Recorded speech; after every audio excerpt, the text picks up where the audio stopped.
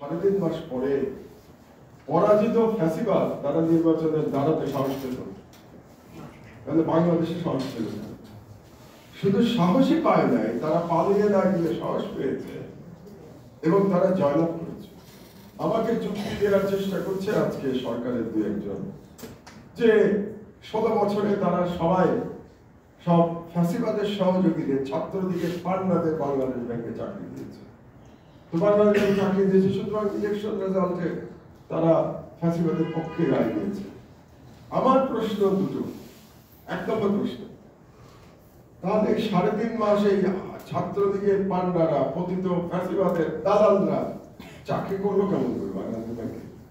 3.5 মাসের মধ্যে আপনারা অভিযান চালাতে পারলেন না। তখনকার ডেপুটি গভর্নর এখনো বসে আছে।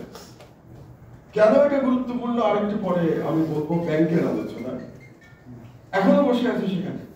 আর যদি সেটাই সত্যি হয়ে থাকে যে আপনারা এই শুদ্ধি অভিযান চালাতে পারেন না, তাহলে আপনাদের যে গোয়েন্দা সংস্থা এনএসআই, ডিজিএফআই, তাদের তো জানানোর কথা যে ওখানে কিন্তু ফ্যাসিস্ট শক্তি বহাল তবিয়তে আছে। তাহলে আমি আসছি, তাহলে আপনারা এখন ওখানে নির্বাচন দিলেন কেন? নির্বাচন দিলেন, নির্বাচনে কি তারা ছিল আপনাদের যে শুদ্ধি অভিযান না চালিয়ে আপনারা আগাছা পরিষ্কার না করে সেখানে নির্বাচন দিলেন? কি মনে করে নির্বাচন দিলেন? বাংলাদেশ ব্যাংক কতটা গুরুত্বপূর্ণ এটা আপনারা বুঝতে পারলেন না?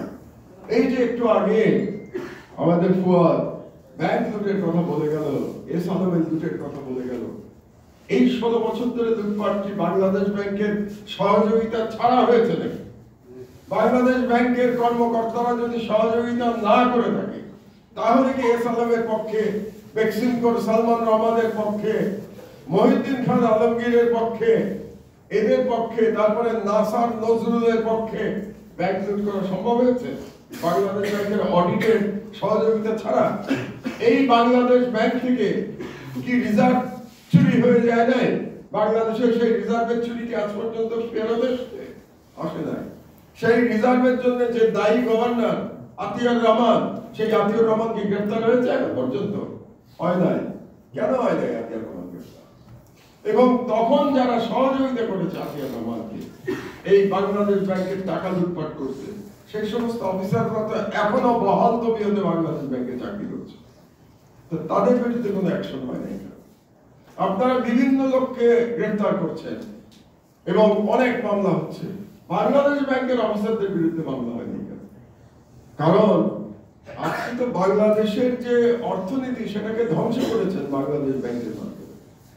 এবং এই যে তাদেরকে রেখে দেওয়া হয়েছে কোন শুদ্ধি অভিযান না চালিয়ে, তাদের গ্রেফতার না করে, তার পরিণাম হচ্ছে গতকালের নির্বাচনে সেই ফ্যাসিবাদী শক্তির সমর্থকরা সেই নির্বাচনে জয়লাভ করেছে। বাংলাদেশের আর্থিক খাত তো সব থেকে গুরুত্বপূর্ণ, তাই না? এখনই যে জনগণ বলতে শুরু করেছে কেউ কেউ জিনিসপত্রের দাম কমে নাই, তাহলে আর বিপ্লব করে লাভ কি হলো? আপনি রাস্তায় গিয়ে সাধারণ মানুষের সাথে কথা বলেন, এটাই শুনতে পাবেন। তার মানে হচ্ছে যে জনগণকে খুশি করতে হলে, বাংলাদেশের ভেঙে পড়া অর্থনীতি ঠিক করতে হলে আগে তো আপনার আর্থিক খাতে সংস্কার করতে হবে। আপনি আর্থিক খাতের দায়িত্ব কাদেরকে দিয়েছেন? কোন 3 জন সব থেকে শক্তিশালী বাংলাদেশের আর্থিক খাতে এখন? 1 নম্বর ডক্টর সালাউদ্দিন আহমেদ, তিনি হলেন অর্থ উপদেষ্টা। 2 নম্বর ডক্টর দেবপ্রিয় ভট্টাচার্য, তিনি হলেন সংস্কার কমিশনের প্রধান। 3 নম্বর হলেন ডক্টর আহসান মনসুর, যিনি বাংলাদেশ ব্যাংকের গভর্নর। এই 3 জনের অতীত ইতিহাস কি বলে? ডক্টর সালাউদ্দিন গত 16 বছরে কি তিনি করেছেন, কিভাবে তিনি প্রতিবাদ জানিয়েছেন হাসিনার বিরুদ্ধে? এই যে এত লুটপাট হয়ে গেছে বাংলাদেশে, ডক্টর সালাউদ্দিন আহমেদ কোথায় ছিলেন? তিনি কার কাছে প্রতিবাদ করেছেন? আমার কথা বলি আপনাদের, টার্কিতে থেকে আমি ওয়ার্ল্ড ব্যাংকের প্রধানকে একের পর এক চিঠি লিখেছি। সেই সব চিঠি আমি ছাপাবো যখন আমার দেশ ইনশাআল্লাহ আগামী 1 মাস পরে আবার। কি বলেছি জানেন? আমি সেই সব চিঠিতে বলেছি এবং একটি চিঠির রিপ্লাই দিয়েছে ওয়ার্ল্ড ব্যাংকের চিফ বাংলাদেশে যে আছে। আমি বলেছি যে আপনারা না গুড গভর্নেন্সের কথা বলতেন আমাদেরকে না শোনাতেন যে আপনারা দুর্নীতির বিরুদ্ধে। তাই যদি হয়ে থাকে তাহলে বাংলাদেশের ইতিহাসের সব থেকে বড় দুর্নীতিবাজ একটা সরকারকে আপনারা আর্থিক সহায়তা কেন দিচ্ছেন? আপনারা তাদেরকে ঋণের পর billion dollar IMF, world bank, ADB billion dollar ঋণ কেন দিচ্ছেন?